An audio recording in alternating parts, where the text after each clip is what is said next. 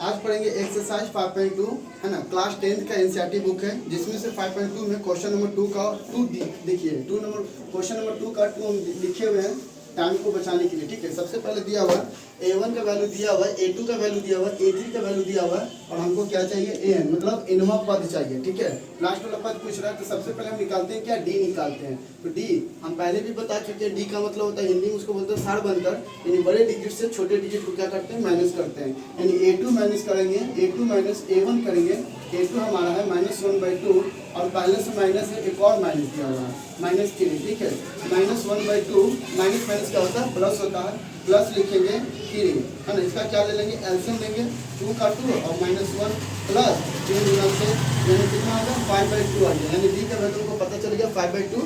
ठीक है, अब बात करते हैं कि डी पता चल चुका है, ए पता चल चुका है, तो हमको क्या निकालना है, ए एन का वैल्यू निकालना है। तो ए एन बराबर होता है formula a plus n minus 1 into D होता है। ठीक है, फॉर्मूला क्या होता है, an बराबर a plus n minus 1 into D है ना। an यानी a 11 दिया हुआ है और a पता है कि a के जगह पर कितना लिखना है, -3 plus 11 minus 1 into D. D का वैल्यू कितना था, 5/2 था। ठीक है, और यहाँ कुछ नहीं रहता, यहाँ पर जब खाली रहता है तो यहाँ साइन देते हैं मल्टीप्लाई का। ठीक है, उसको लिखेंगे -3 प्लस घटाने पर 10 आएगा, 10 इंटू 5/2 कर देंगे, 2 से कट गया 10, 5 बार में। ठीक है, -3 जैसे कि 2 से काटे तो 10 को 5 टाइम्स में और 5 को मल्टीप्लाई करेंगे 5 से, तो 5 5 25 हुआ, यानी +25 करेंगे।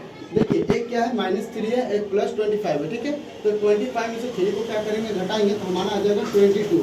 ये 22 किसका वैल्यू आ गया, an, यानी 11वां पद का आंसर है, यानी a11 का पद कितना है, 22 है। बस हमको यही निकालना था, इसलिए क्या हो गया, मेरा फाइनल आंसर है। ठीक है, इसी तरह से करके क्या कर सकते हैं, आप नेक्स्ट क्वेश्चन को भी सॉल्व कर सकते हैं। ठीक है, धन्यवाद।